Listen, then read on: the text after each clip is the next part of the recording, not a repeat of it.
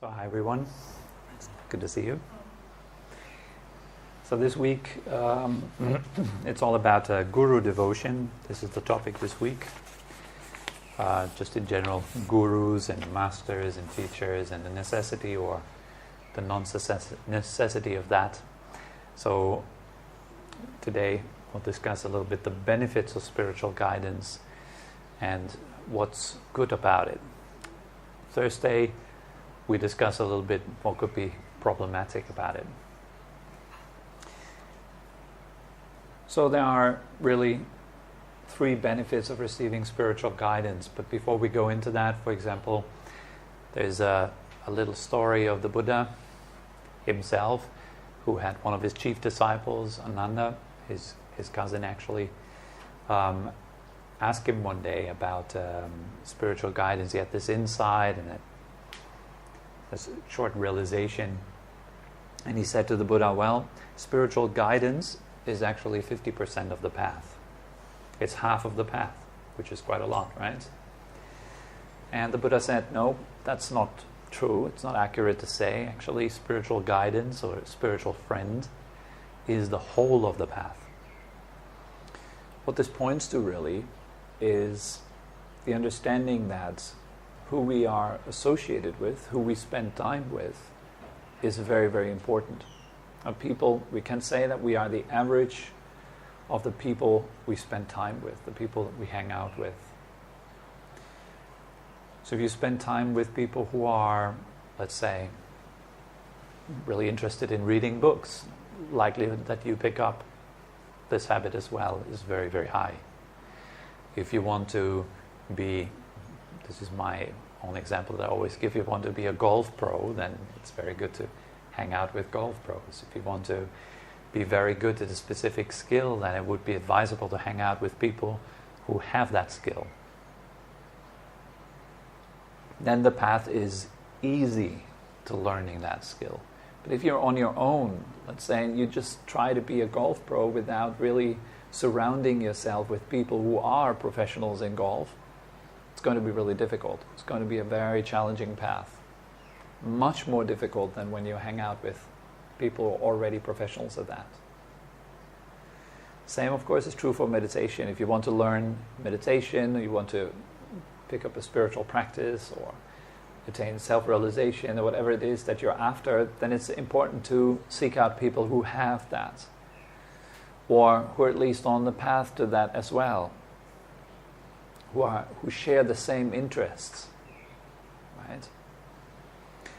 So, and this really shows why it is so important to relate to people who are more advanced in their attainments than we are. Many times we kind of hang out with equals, or we hang out with people who are inferior to us in attainments because it makes us feel better about ourselves. Hanging out with people who are much better than you in attainment is a challenge. Yeah, it's not that easy to be around such people. Very often is experienced as a challenge. Tibetans, for example, they have this saying, they say a spiritual master is a bit like a fire. If you're too close, you get burned. If you're too far away, you freeze to death. So you want to keep the right distance. Not too far, not too close. Hanging around such people too close is burning you. It's too intense, too challenging. It's very confronting because these people, they confront you with your own problems, with your own difficulties. Where you create suffering for yourself becomes very evident around people like these. For example, if you like your little white lies, and then you hang out with somebody that doesn't lie at all, they have a very strict principle, never ever to lie, it's going to be really uncomfortable for you, because it confronts you with a possibility of leading a life that is a bit more pure. And there is someone there that lives that possibility. So it's a bit difficult to hang out with people like that. Like, let's say you want to lose weight, and every week you say, I want to lose some weight, I want to lose some more weight. And all you ever do is say that you want to lose some weight, and suddenly you hang out with a person that actually does it. Might be very confronting and challenging because they do what you only talk about. So we're here with the first benefit of spending time or relying on a spiritual guide, which is challenge. These people challenge your views, your opinions, your comfort. If you're all by yourself, you don't get out of your comfort zone. Even if you think you do, you're still in it. Oh, I'm challenging myself. I'm afraid of heights, so I climb the ladder. You're still in your comfort zone. You're not really out of it, because to get really out of it, that would be very scary. You wouldn't want to do it. That's the sign that you're actually really getting out of your comfort zone. And a spiritual teacher very often pushes you out of your comfort zone. They have demands. They ask you questions. They push your buttons. They pop your bubbles. All that is very good. That's why when you rely on a spiritual guide, many people don't really understand. The more faith you have in that person, the more you trust that person, very often the more they challenge you. For example, my own spiritual teacher, he would be very kind and pleasant and really, really nice to guests who only come occasionally, like they would come every year once for a workshop or something like this. He would be super kind to them and give them compliments and speak in the most sweet tone with them. But his closest students that were living with him day in and day out, he would be very strict, very severe. Now people from the outside, they would think, that is a bit unfair. Why does he close the door in your face, or why does he shout and scream at you? That is not very skillful, right? They would say from the outside, but it is. Because the students, they engage in this relationship with the knowledge that the teacher will get them out of their comfort zone so that they can learn and grow, that they are challenged a little bit. You can't challenge random people that just come once a year. If you do, they never come closer, right? But then those people who have some faith in you, you can pull them up. There's another saying that Tibetans use. It's a master pulls you up a mountain. This is slightly inaccurate, actually. A master would motivate you more to kind of walk up in itself, but it's a bit of it's illustrating that even though when you're really exhausted and tired, the master pulls you. And it's really tough, particularly during these times. But your advancement is so fast. You would never get up so fast to the summit of the mountain if you were going by yourself. Because with each little exhaustion, you give up. And a master is somebody that motivates you, that keeps you going, that challenges you and says, you can do more than that. You are better than that. You can go deeper than that. Because most people are quite afraid of their light. So it takes someone that puts your face into it. That's what a master does. They challenge you to see your light, to see your own power, ideally, right?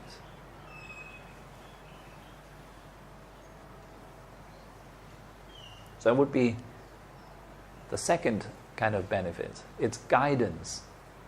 If you want to get somewhere, then it would be great to know somebody who was there.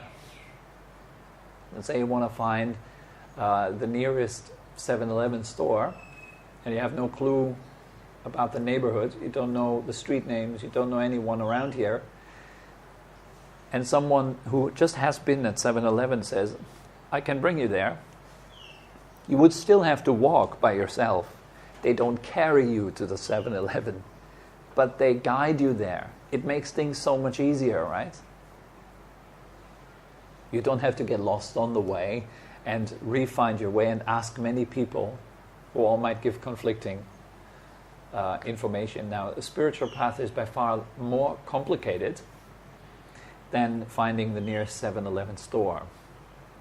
Yeah. So you need somebody with the wisdom and experience to be able to guide you towards accomplishing the goals of the spiritual path, which is self-realization. Truly knowing yourself. Because it's said very often in the West, you can say the realization, just realization of a state that is beyond suffering. So it takes somebody that has at least had a taste of that state. They can guide you there too. They can show you, can take you by the hand and say, look, here's how you get there. They take you by the hand, it still means you have to walk, you see. It doesn't mean that you just let yourself loose and let the teacher pull you. Even though occasionally they might pull you a little bit because you're slow. Because you have your own head games going on that keep delaying the whole thing. It's almost like ego doesn't want to dissolve. It wants to live. Very often when you go into deeper levels of meditation, it might very well feel like you're dying. In a very real sense. Up to the point where you're feeling panic. You want to end the session, you want to open your eyes, you just don't want to continue. It's scary as hell. I'm dying. That is the sense of self slowly dissolving within the practice. And it doesn't want to dissolve, it doesn't want to go, it doesn't want to give up its domain. So if you have someone that pushes you a little bit towards that, it helps. So it's a bit of challenge and guidance. These 2 points are really important. Having someone that has been there. If you want to climb a mountain, it's good to have a guide. Right? There are a few people in this world who can do the first climb of a mountain. But they are super, super experienced. And they have been relying on guides before they attempt that. And they had their teachers and they did their job. So they can actually attempt to climb a certain road that has never been climbed before. But that is very rare. It demands a very, very high level of skill. On the spiritual path, it demands a very high level of honesty, which is difficult. I'm far from it, far. So I really benefit from my teacher's guidance, from my teacher's challenges. I appreciate it greatly. I'm unbelievably grateful for what I have received. If it wasn't for my teachers, I would have never learned how to read or write. I would have not learned how to ask questions, proper questions. I had very good teachers, fortunately, who taught me how to be critical, to ask the right questions, who taught me how to analyze myself, to understand myself, how to be honest, and who called out my bullshit again and again. And that is not pleasant at all. That is not fun at all. I remember many times when my teacher would treat me in certain ways that were so hurtful, yet all the pain that led up to a realization, which was equally as liberating as the pain was before it. For example, one time we had this great gathering. We had this summer meditation course, like every year. I think they still run it. And there's a lot of people coming to that, like 100, 200, 300 people. And after the course, some of the closer students would all line up on the hallway outside of, it was held in a hotel, a big hotel, outside of the meeting room, and then the master would walk by and everyone would stand there with folded hands to pay respects. And the master would say something nice and kind to all of the people who stood there just before me. Like, oh, I didn't see you for a long time. How are the kids doing? Why is your wife not there with you this summer? And he kind of knew everybody of all these people who were there only just occasionally, but he had something nice to say to all of them. And then he came to me. And I was standing there kind of expecting him to say something nice. And instead he looked at me like I was absolutely out of place. He looked at me like this. And then he went like, "What are you doing here?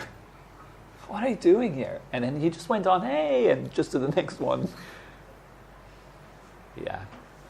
Now some people might have thought, "Oh, that's really bad." No, not for me. It was bad for a week. I felt really bad for a week afterwards. He is quite famous amongst his closer students for his looks. He can give you this look. He has a repertoire of looks. And that was a blessing.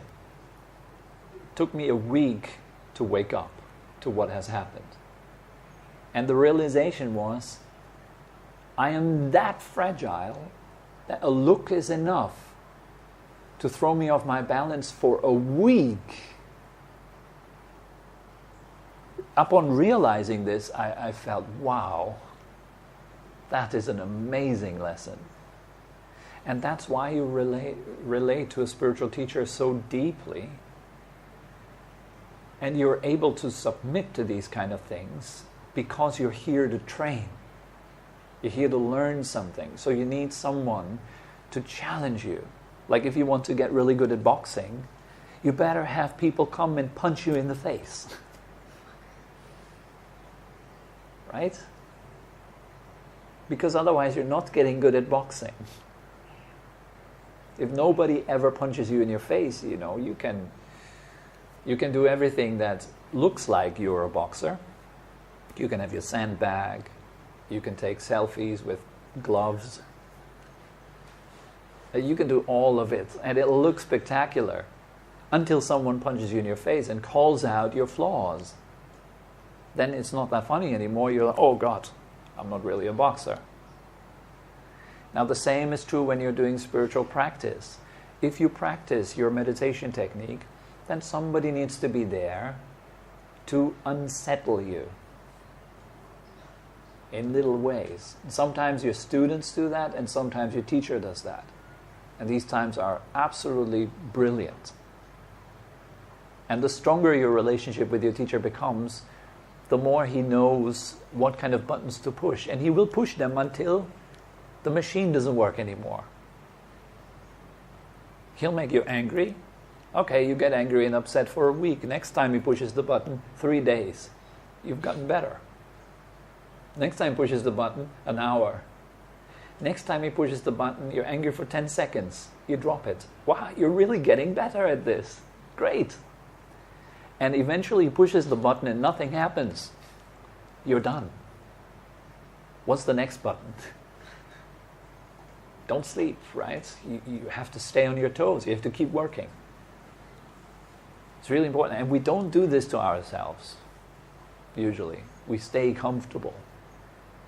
It can be quite difficult then to advance fast on the path. So if you have your challenges in your life, lucky you.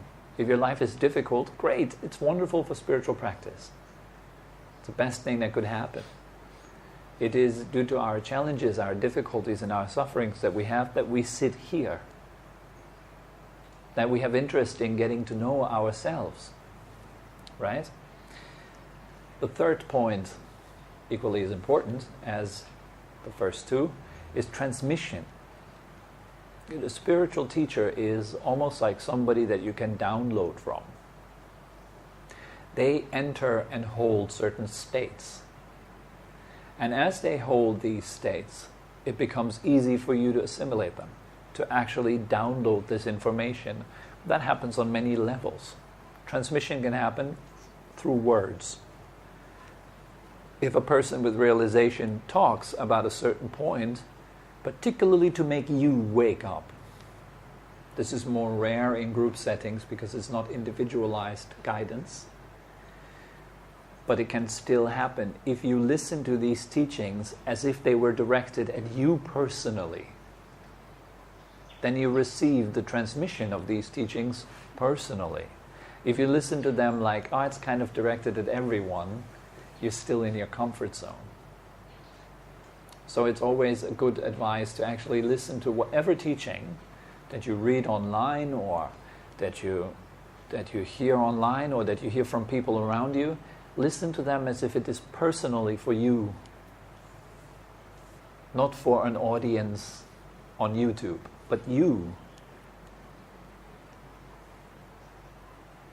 So it is actually kind of like a tube that leads to you, a YouTube. It's about you when you're listening to YouTube teachings. So take them personally and see, does it offend you? Does it upset you? Does it give you doubts? Does it give you... That's your learning ground. That's where the work has to be done. And there is a transmission happening as well. So it's very important to rely on people who are qualified. Not just relying upon anyone that wears fancy robes and has an amazing name. Like some people have these fancy spiritual names. They call themselves, or they have been called, or something like this, and then they go around and say, everyone, hi, my name is Shanti. Or something like this, you know. They talk in these foreign languages, like, they don't say hi or hello, they say namaste. So this is it's this spiritual facade that we're holding up. It's not about this stuff, not at all. These are just words. It's what's behind these words, or what are these words pointing to. It's not about building something that looks spiritual. I was very attached for a long time to a spiritual image. Coming here to Thailand, wearing my white clothes. You can try for yourself. You wear some white clothes in Thailand, just pure white clothes. People on the street might just fold their hands. They might and say, wow, you're amazing. Are you eating vegetarian food? You're like a meditator.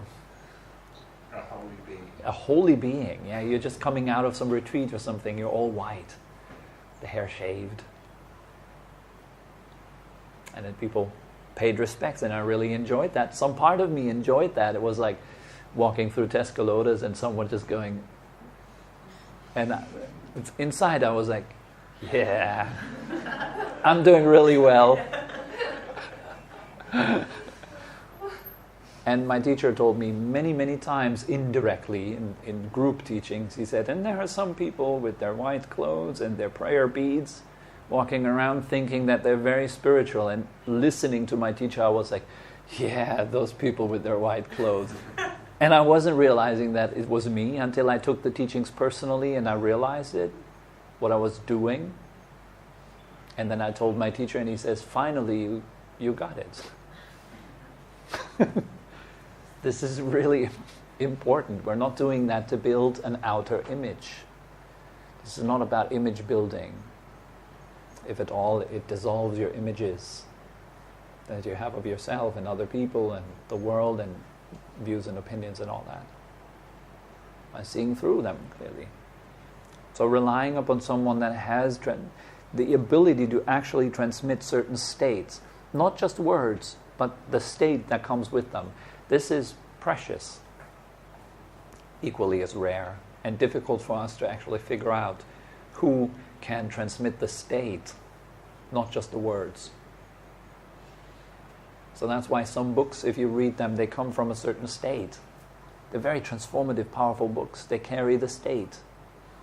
And some books, they just feel like empty philosophies. Very often written by some scholars or something like this for a university. It feels very empty. Even though they describe all the words and the states, it feels there's nothing in it. And then you read a book that comes from someone that experiences that state. It's totally different.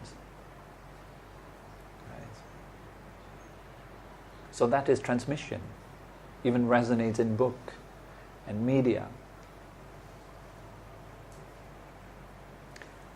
Before we rely upon a spiritual guide properly, we should test that guide.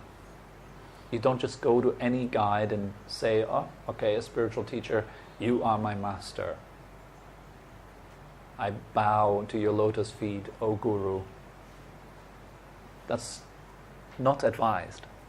I think what's important is to figure out, is that teacher really leading to where you want to be? That means you have to know, where do you want to be? Why are you about to rely on a teacher? What's the point? Be very honest about it. What do you want? What do you really want? Ask yourself frequently, even when you sit in meditation. What am I doing again? What was that? Focusing on my breath. Why? Why am I focusing on my breath? Ask yourself, it's really important. What are you doing? What am I doing here? Just sitting here in a fancy posture, eyes closed, trying to bring the attention to the breath. Why? If you don't know that, get to know it. Write it down. Take a piece of paper and write down your reasons for doing that. Once you really know what you want, then you find someone who has it and can lead you to that state. Do you want to be a bit more happy, a bit more relaxed? Do you want your mind to be a bit more calm? Find someone that can lead you to that state. And then you have to test. Teacher says, do this, do that, do A, B, and C. You go home, you do A, B, and C. Does your mind calm down? What's the result? Does it work? Great. That's a good sign. Keep going. And so after a while, probably best example would be a doctor. I just had it last week. Toothache. So I need to see a dentist. Quite a scary thing in Phuket. Not quite sure where should I go. If I had good experiences, I had bad experiences at the same place. So I wouldn't want to go back to the place that I was before. So where do I go? So a quick ask around, and could you see over there? He gave me a good tip. So I found the dentist, and dentist told me directly, root canal. Oh my God, root canal. I have to be cleaning the roots. Okay, so I have to submit to that. Now, I had all these ideas about root canal from my mom and from my past, from people who told me about, oh my God, root canal is the most painful thing ever. So I was really scared. The guy was finished in 15 minutes. I kid you not. He cleared out everything and he was done in 15 minutes. Yes, new machine. It works really well. 15 minutes. And so after that, the result of that was faith. First I had some faith. Okay, let's try out that guy. After that, the faith has transferred into a real experience, and with that comes affection for that dentist. The affection does only come after having seen the results, after having experienced the treatment. It isn't there before. And now if you look at many spiritual teachers in the world, particularly the big famous ones, the fancy ones, and there's so many followers sitting in the audience with glassy eyes and the big smile, wearing the spiritual clothes, doing the spiritual gestures and all that. But do they eat the medicine? That's the real question. And I'm talking from my own experience. I have been one of those glassy-eyed people. Venerating my guru above all else without really having done even a bit of his work. I haven't eaten the medicine and venerated the doctor for being a perfect enlightened being because it's just part of the tradition. You know, the guru is above all else, particularly in Tibetan tradition. The guru is above the Buddha. He's the one that points you to the Buddha, which makes sense, but only if you eat the medicine, not before. Before having eaten anything, it doesn't make sense to venerate a person. That's fake veneration. And this is abundant in this world. People who attend a seminar, they're blown away by the wisdom of this and that, and wow, this was so profound and so deep, this guy is amazing. Please spend some time with that guy and analyze, investigate, eat the medicine that is given. See, does the doctor himself actually eat his medicine? Does the spiritual teacher actually back up what he's talking about? Very important. So I encourage you to analyze this well before relying formally on a spiritual guide. The Tibetans say about 3 years for a minimum and 12 years for a maximum that you should test your spiritual guide before relying on it. And how's the testing done? You practice. And does the practice lead to the experience that it should lead to? Great. And that's why, for example, great teachers, when they talk about their own teacher, for example, my teacher, when he's talking about his teacher, he cries. He cries out of devotion and love for him. It's quite a moving thing to see, and it's real, it's deep, it's not fake. And then you see some of the students seeing the teacher cry, trying to emulate that. When they talk about their own teacher, then they kind of have that little tear coming down and they fold their hands, and it's emulating it, it's trying to be like it. But that's not the point. It's not about trying to be like it. You don't want to look like you're mindful. Be mindful. You don't want to look like you're spiritual. Be spiritual. Whatever that means, spiritual. Pertaining to the spirit, right? It's something that it's about recognizing yourself. You don't look like you're centered and calm. If someone is up in your face and you try to be the spiritual you that's all calm and relaxed, and you just smile at the person and say, "Shh, calm down, brother." But in reality, you're cooking inside. That is fake. It's not honest. So rather than trying to look like you have it all together, see what's the actual reality in this moment, and then operate from that.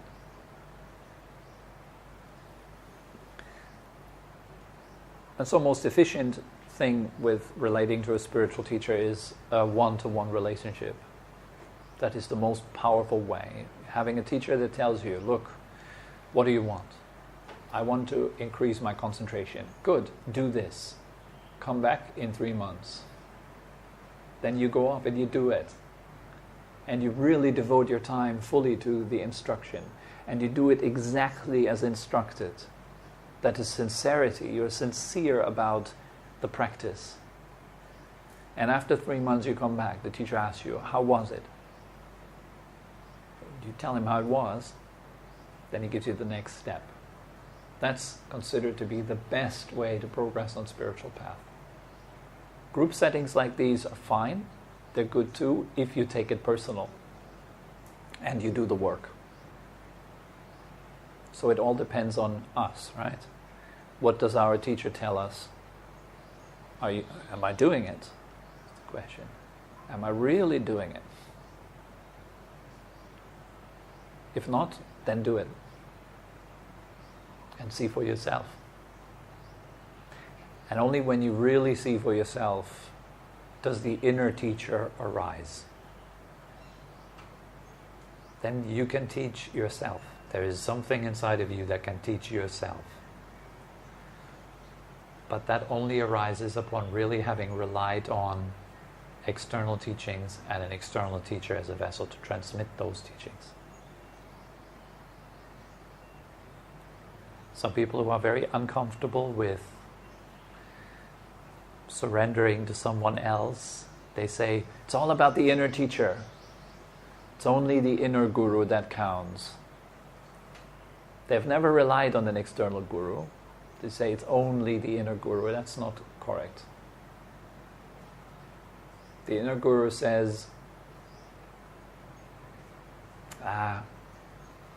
screw the meditation. Let's do something else. Yeah, the inner guru has spoken. I'm listening to my intuition. and I'm following my inner guru. Or you get angry, and then it's funny enough, it's my inner guru has told me to express anger towards this other person because excuse after excuse. That's not the inner guru, that's just ego pretending to be an inner guru. Knowing the difference can be very difficult, unless you have a teacher that calls it out. All right, so that's kind of all that comes to mind. So this is very beneficial to rely on a spiritual guide, but do it properly and check the guide before you rely. Okay, any questions?